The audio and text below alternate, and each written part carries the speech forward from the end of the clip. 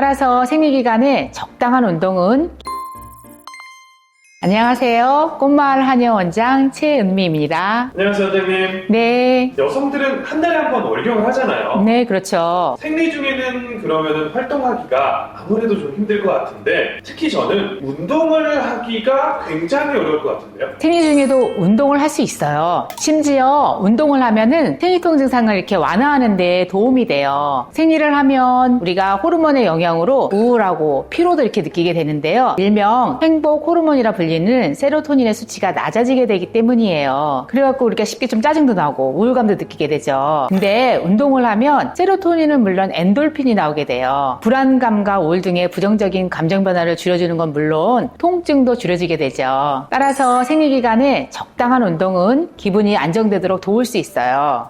그럼 평소와 같이 운동을 해도 괜찮을까요? 평소 하던 운동보다는 이렇게 강도하고 시간을 이렇게 좀 줄여야 해요. 생리 중에는 이렇게 가벼운 걷기 같은 저강도 유산소 운동이나 가벼운 이렇게 근력 운동 그런 걸 권하고요. 특히 좀 이렇게 스트레칭을 해주시고 이렇게 해주시면 근육이 이완되거든요. 그러면 유방이 아프거나 근육통이 오는 것을 조금은 완화할 수 있어요. 따라서 가벼운 에어로빅, 필라테스, 요가 등도 도움이 될 수 있고요. 하지만 생리 기간 중에 오랜 시간 아주 격한 운동을 하면 염증 발생의 위험이 커진다는 연구 결과가 있어요. 게다가 생리 중에는 관절 주변의 근육, 인대를 느슨하게 만드는 호르몬이 분비가 되거든요. 그래서 관절을 다치기가 쉬워요. 그렇기 때문에 강도 높은 근력 운동은 피해 주시는 게 좋아요. 특히 무릎이나 고관절, 허리 관절에 이렇게 힘이 들어가는 스쿼트, 레그프레스, 자전거 타기 등은 피하시는 게 좋고요. 생리혈이 이렇게 나오지 못하고 역류할 수 있으니까 사실은 그런 거 하시는 분 많이 없겠지만 물구나무 같은 자궁이 거꾸로 돌아가는 자세는 취하지 않는 게 좋아요. 플라잉 요가나 수영할 때도 조심해야겠죠. 생리 중에 수영을 해도 되는 건가요?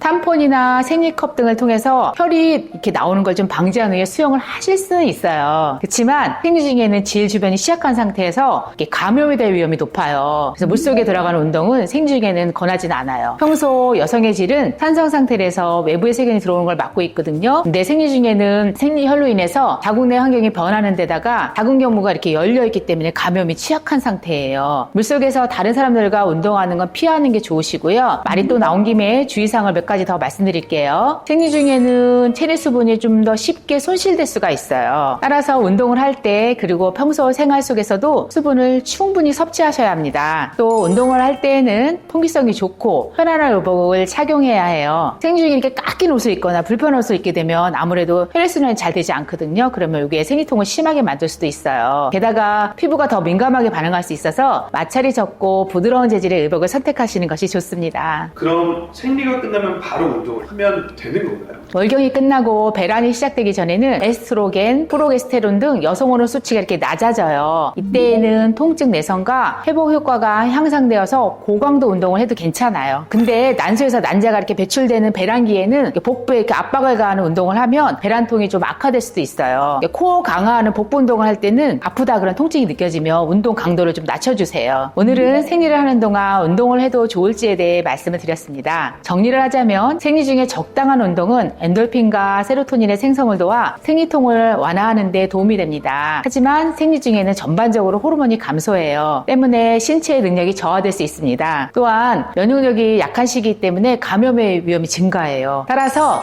가벼운 유산소 운동이나 이제 스트레칭 같은 거는 하시고요. 특히 물에서 하는 운동은 피하시는 게 좋아요. 그리고 관절에 무리가 갈 수 있는 고강도 운동은 안 하시는 게 좋고요. 마지막으로 생리 중에는 위생에 한층 더 신경 써야 합니다. 운동을 할 때에는 자신에게 잘 맞는 생리대, 탐폰, 생리컵 등을 사용하고 운동 후에는 반드시 샤워를 한 뒤에 속옷과 생리용품을 교환하는 게 좋아요. 오늘도 영상 끝까지 봐주셔서 감사합니다. 앞으로도 임신과 출산에 대해서는 물론 여성 건강에 대한 다양하고 유익한 정보를 알려드릴게요. 좋아요, 구독, 알림 설정 부탁드립니다. 궁금한 사항 있으면 댓글로 알려주세요. 지금까지 꽃마을 한의원 원장 최은미였습니다. 감사합니다.